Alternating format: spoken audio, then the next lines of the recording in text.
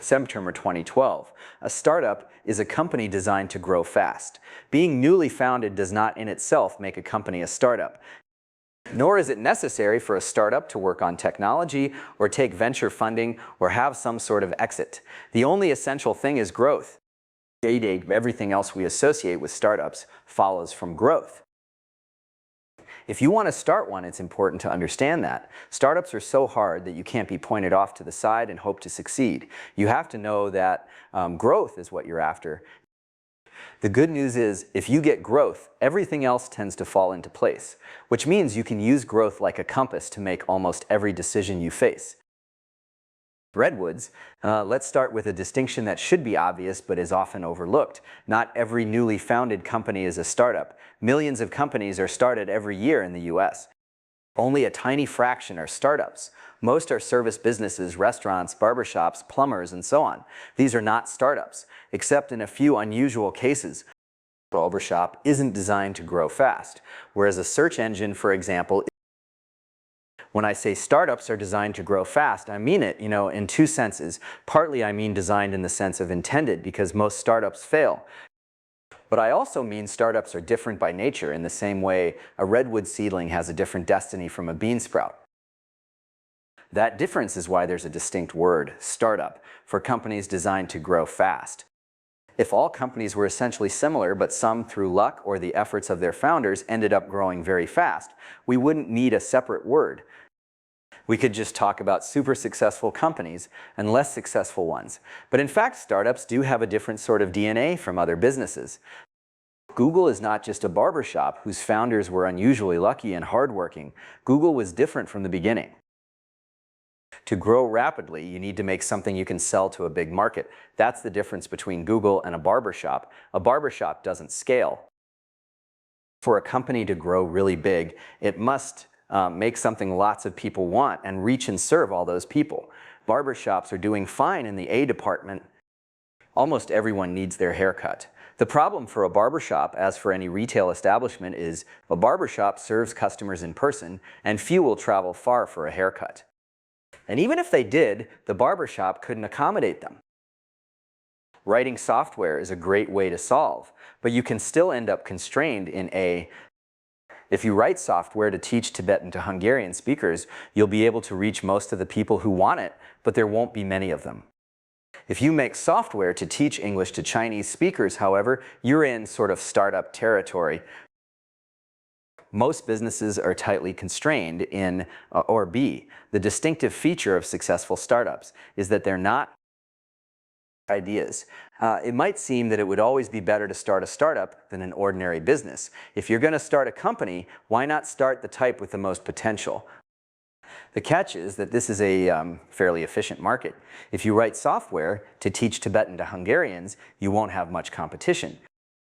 If you write software to teach English to Chinese speakers, you'll face ferocious competition, precisely because that's such a larger prize. The constraints that limit ordinary companies also protect them. That's the trade-off. If you start a barbershop, you only have to compete with other local barbers. If you start a search engine, you have to compete with the whole world. The most important thing that the constraints on a normal business protect it from is not competition, however, but the difficulty of coming up with new ideas. If you open a bar in a particular neighborhood, as well as limiting your potential and protecting you from competitors, that geographic constraint also helps define your company. Bar plus neighborhood is a sufficient idea for a small business. Similarly, for companies constrained in your niche, both protects and defines you. Whereas if you want to start a startup, you're probably going to have to think of something, fairly novel. A startup has to make something it can deliver to a large market, and ideas of that type are so valuable that all the obvious ones are already taken. That space of ideas has been so thoroughly picked over that a startup generally has to work on something everyone else has overlooked. I was going to write that one has to make a conscious effort to find ideas everyone else has overlooked, but that's not how most startups get started. Usually successful startups happen because the founders are sufficiently different from other people that ideas few others can see seem obvious to them. Perhaps later they step back and notice they've found an idea in everyone else's blind spot, and from that point make a deliberate effort to stay there. But at the moment when successful startups get started, much of the innovation is unconscious. What's different about successful founders is that they can see different problems. It's a particularly good combination both to be good at technology and to face problems that can be solved by it. Because technology changes so rapidly that formerly bad ideas often become good without anyone noticing. Steve Wozniak's problem was that he wanted his own computer. That was an unusual problem to have in 1975, but technological change was about to make it a much more common one. Because he not only wanted a computer, but knew how to build them, Wozniak was able to make himself one. And the problem he solved for himself became one that Apple solved for millions of people in the coming years. But by the time it was obvious to ordinary people that this was a big market, Apple was already established. Google has similar origins. Larry Page and Sergey Brin wanted to search the web. But unlike most people, they had the technical expertise both to notice that existing search engines were not as good as they could be and to know how to improve them. Over the next few years, their problem became everyone's problem, as the web grew to a size where you didn't have to be a picky search expert to notice the old algorithms weren't good enough. But as happened with Apple, by the time everyone else realized how important search was, Google was entrenched. That's one connection between startup ideas and technology. Rapid change in one area uncovers big soluble problems in other areas. Sometimes the changes are advances, and what they change is solubility. That was the kind of change that yielded Apple. Advances in chip technology finally let Steve Wozniak design a computer he could afford. But in Google's case, the most important change was the growth of the web. What changed there was not solubility, but bigness. The other connection between startups and technology is that startups create new ways of doing things, and new ways of doing things are, in the broader sense of the word, new technology. When a startup both begins with an idea exposed by technological change and makes a product consisting of technology in the narrower sense, what used to be called high technology, it's easy to conflate the two. But the two connections are distinct, and in principle one could start a startup that was neither driven by technological change nor whose product consisted of technology except in the broader sense. Great. And how fast does a company have to grow to be considered a startup? There's no precise answer to that. Startup is a pole, not a threshold. Starting one is at first no more than a declaration of one's ambitions. You're committing not just to starting a company, but to starting a fast-growing one, and you're thus committing to search for one of the rare ideas of that type. But at first you have no more than commitment. Starting a startup is like being an actor in that respect. Actor 2 is a pole rather than a threshold. At the beginning of his career, an actor is a waiter who goes to auditions. Getting work makes him a successful actor, but he doesn't only become an actor when he's successful. So the real question is not what growth rate makes a company a startup, but what growth rate successful startups tend to have. For founders, that's more than a theoretical question because it's equivalent to asking if they're on the right path. The growth of a successful startup usually has kind of three phases. There's an initial period of slow or no growth, while the startup tries to figure out what it's doing. As the startup figures out how to make something lots of people want and how to reach those people, there's a period of rapid growth. Eventually, a successful startup will grow into a big company. Growth will slow, partly due to internal limits and partly because the company is starting to bump up against the limits of the markets it serves. Together, these three phases produce an S-curve. The phase whose growth defines the startup is the second one, the ascent. Its length and slope determine how big the company will be. The slope is the company's growth rate. If there's one number every founder should always know, it's the company's growth rate. That's the measure of a startup. If you don't know that number, you don't even know if you're doing well or badly. When I first meet founders and ask what their growth rate is, sometimes they tell me we get about 100 new customers a month. That's not a rate. What matters is not the absolute number of new customers, but the ratio of new customers to existing ones. If you're really getting a constant number of new customers every month, you're in trouble, because that means your growth rate is decreasing. During Y Combinator, we measure growth rate per week, partly because there is so little time before demo day, and partly because startups early on need frequent feedback from their users to tweak what they're doing. A good growth rate during YC is 5 to 7% a week. If you can hit 10% a week, you're doing exceptionally well. If you can only manage 1%, it's a sign you haven't yet figured out what you're doing. The best thing to measure the growth rate of is revenue. The next best for startups that aren't charging initially is active users. That's a reasonable proxy for revenue growth because whenever the startup does start trying to make money, their revenues will probably be a constant multiple of active users. We usually advise startups to pick a growth rate they think they can hit and then just try to hit it every week. The key word here is just. If they decide to grow at 7% a week and they hit that number, they're successful for that week. There's nothing more they need to do. But if they don't hit it, they've failed in the only thing that mattered and should be correspondingly alarmed. Programmers will recognize what we're doing here. We're turning starting a startup into an optimization problem. And anyone who has tried optimizing code knows how wonderfully effective that sort of narrow focus can be. Optimizing code means taking an existing program and changing it to use less of something, usually time or memory. You don't have to think about what the program should do, just make it faster. For most programmers, this is, very satisfying work. The narrow focus makes it a sort of puzzle, and you're generally surprised how fast you can solve it. Focusing on hitting a growth rate reduces the otherwise bewilderingly multifarious problem of starting a startup to a single problem. You can use that target growth rate to make all your decisions for you. Anything that gets you the growth you need is ipso facto right. Should you spend 2 days at a conference? Should you hire another programmer? Should you focus more on marketing? Should you spend time courting some big customer? Should you add X feature? Whatever gets you your target growth rate. Judging yourself by weekly growth doesn't mean you can look no more than a week ahead. Once you experience the pain of missing your target 1 week, it was the only thing that mattered and you failed at it, you become interested in anything that could spare you such pain in the future. So you'll be willing, for example, to hire another programmer who won't contribute to this week's growth, but perhaps in a month will have implemented some new feature that will get you more users. But only if A, the distraction of hiring someone won't make you miss your numbers in the short term, and you're sufficiently worried about whether you can keep hitting your numbers without hiring someone new. It's not that you don't think about the future, just that you think about it no more than necessary.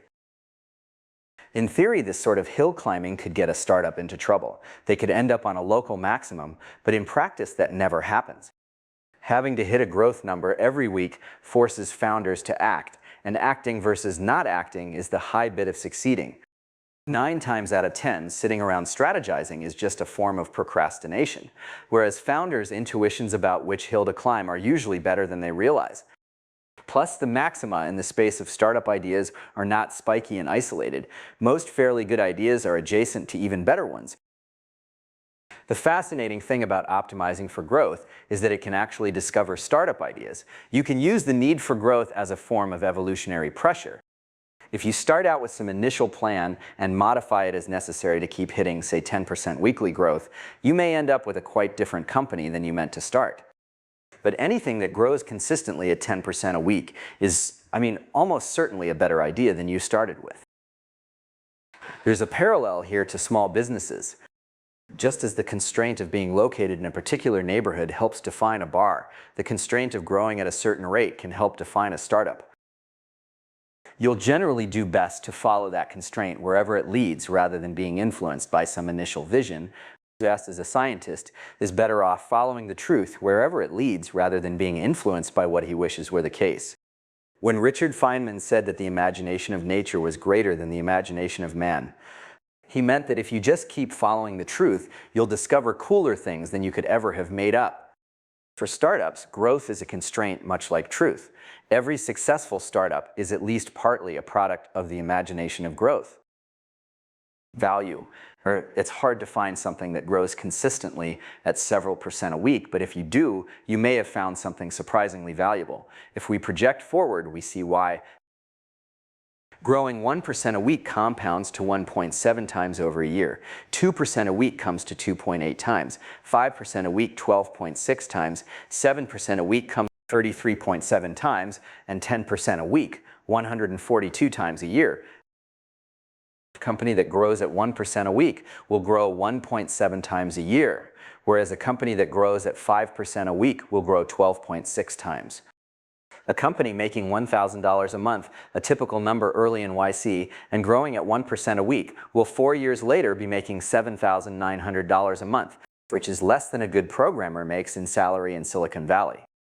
A startup that grows at 5% a week will in 4 years be making $25 million a month.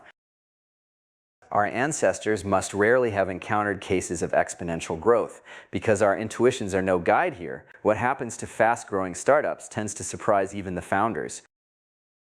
Small variations in growth rate produce qualitatively different outcomes.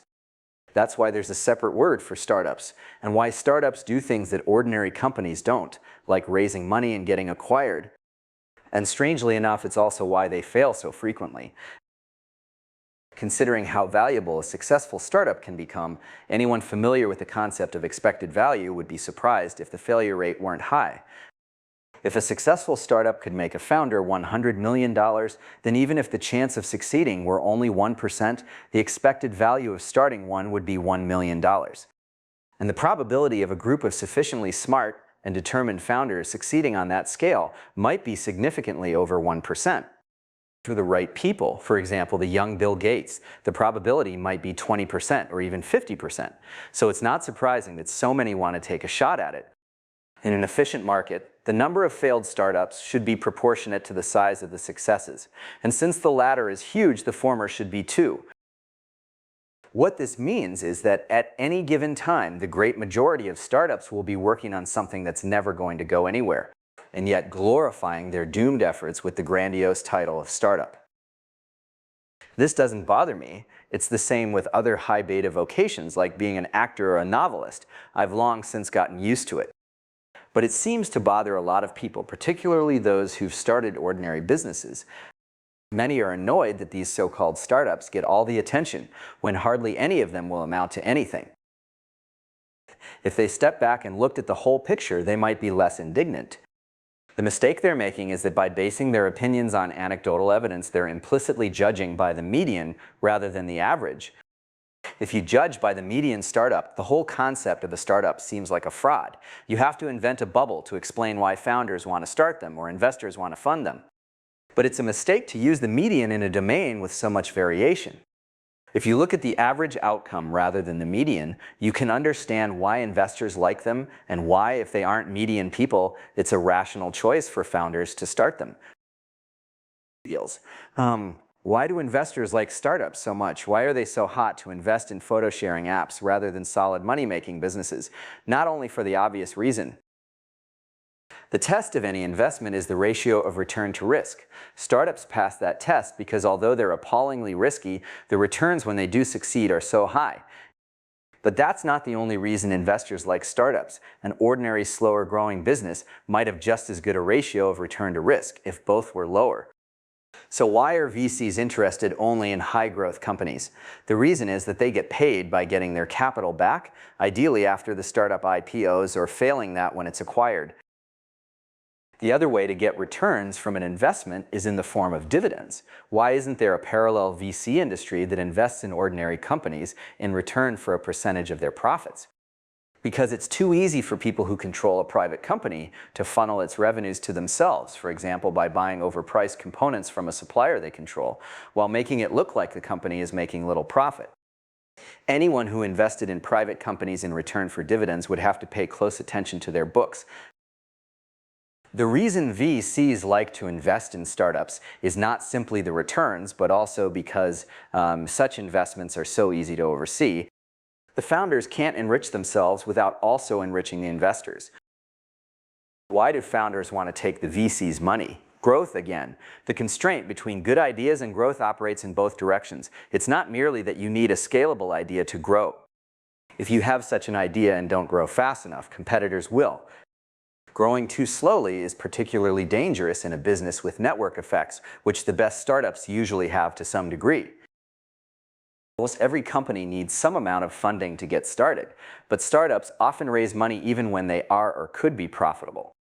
It might seem foolish to sell stock in a profitable company for less than you think it will later be worth, but it's no more foolish than buying insurance. Fundamentally, that's how the most successful startups view fundraising. They could grow the company on its own revenues, but the extra money and help supplied by VCs will let them grow even faster. Raising money lets you choose your growth rate.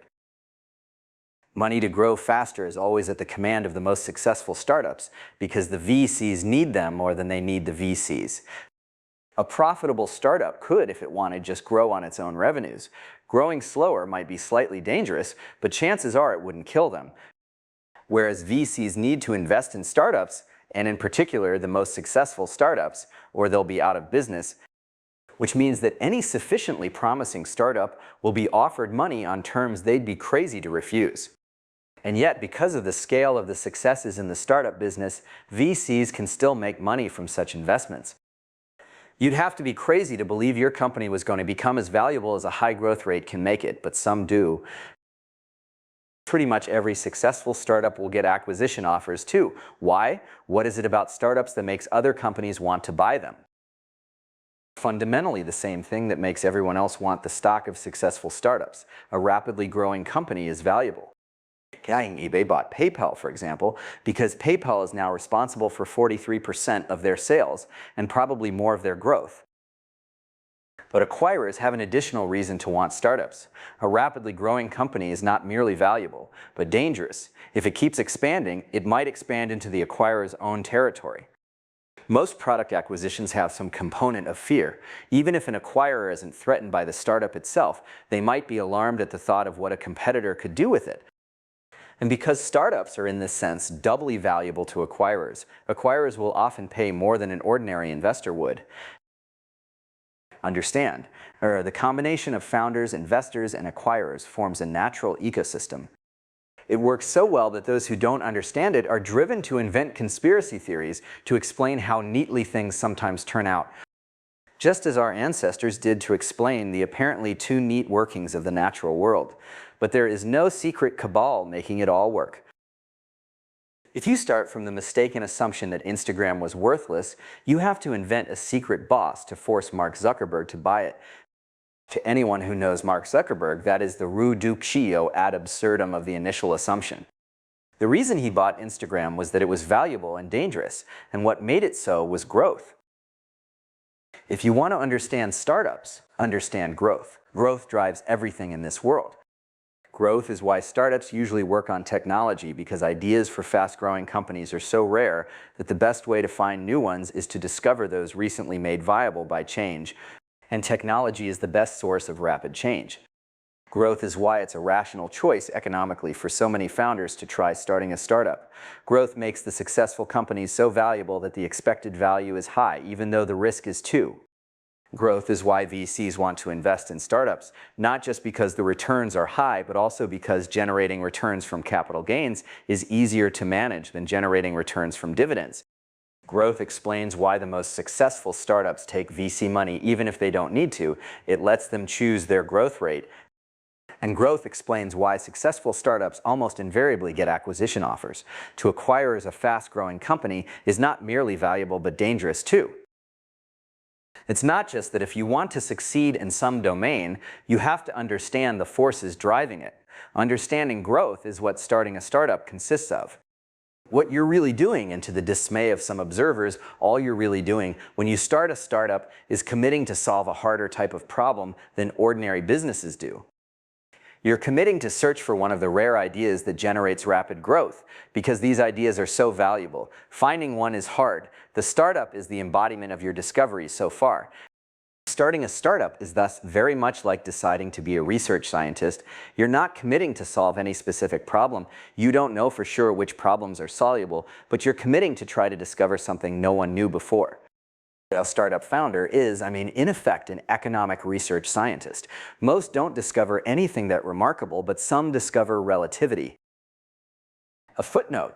Strictly speaking, it's not lots of customers you need, but a big market, meaning a high productive number of customers times how much they'll pay. But it's dangerous to have too few customers even if they pay a lot, or the power that individual customers have over you could turn you into a de facto consulting firm. So whatever market you're in, you'll usually do best to err on the side of making the broadest type of product for it. Another footnote. I got it wrong in how to make wealth when I said that a startup was a small company that takes on a hard technical problem. That is the most common recipe, but not the only one. Another footnote. In principle, companies aren't limited by the size of the markets they serve, because they could just expand into new markets. But there seem to be limits on the ability of big companies to do that. Which means the slowdown that comes from bumping up against the limits of one's markets is ultimately just another way in which internal limits are expressed. Another footnote. This is obviously only for startups that have already launched or can launch during YC. A startup building a new database will probably not do that. On the other hand, launching something small and then using growth rate as evolutionary pressure is such a valuable technique that any company that could start this way probably should. Another footnote. If the startup is taking the Facebook Twitter route and building something they hope will be very popular, but from which they don't yet have a definite plan to make money, the growth rate has to be higher, even though it's a proxy for revenue growth, because such companies need huge numbers of users to succeed at all. Another footnote. Within YC, when we say it's ipso facto right to do whatever gets you growth, it's implicit that this excludes trickery like buying users for more than their lifetime value, counting users as active when they're really not, bleeding out invites at a regularly increasing rate to manufacture a perfect growth curve, etc. Even if you were able to fool investors with such tricks, you'd ultimately be hurting yourself because you're throwing off your own compass. Another footnote. Which is why it's such a dangerous mistake to believe that successful startups are simply the embodiment of some brilliant initial idea. What you're looking for initially is not so much a great idea as an idea that could evolve into a great one. The danger is that promising ideas are not merely blurry versions of great ones. They're often different in kind, because the early adopters you evolve the idea upon have different needs from the rest of the market. For example, the idea that evolves into Facebook isn't merely a subset of Facebook. The idea that evolves into Facebook is a site for Harvard undergrads. Another footnote. What if a company grew at 1.7 times a year for a really long time? Could it not grow just as big as any successful startup? In principle, yes, of course. If our hypothetical company making $1,000 a month grew at 1% a week for 19 years, it would grow as big as a company growing at 5% a week for 4 years. But while such trajectories may be common in, say, real estate development, you don't see them much in the technology business. In technology, companies that grow slowly tend not to grow as big. Another footnote. Any expected value calculation varies from person to person depending on their utility function for money. That is, the first million is worth more to most people than subsequent millions. How much more depends on the person. For founders who are younger or more ambitious, the utility function is flatter, which is probably part of the reason the founders of the most successful startups of all tend to be on the young side. So the mother footnote. More precisely, this is the case in the biggest winners, which is where all the returns come from. A startup founder could pull the same trick of enriching himself at the company's expense by selling them overpriced components, but it wouldn't be worth it for the founders of Google to do that. Only founders of failing startups would even be tempted, but those are write-offs from the VC's point of view anyway. Another footnote, acquisitions fall into two categories, those where the acquirer wants the business and those where the acquirer just wants the employees. The latter type is sometimes called an HR acquisition.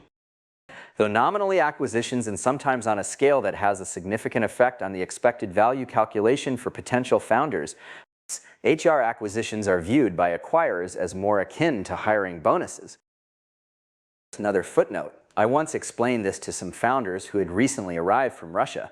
They found it novel that if you threatened a company, they'd pay a premium for you.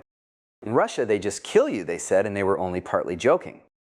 Economically, the fact that established companies can't simply eliminate new competitors may be one of the most valuable aspects of the rule of law. And so to the extent we see incumbents suppressing competitors via regulations or patent suits, we should worry, not because it's a departure from the rule of law per se, but from what the rule of law is aiming at,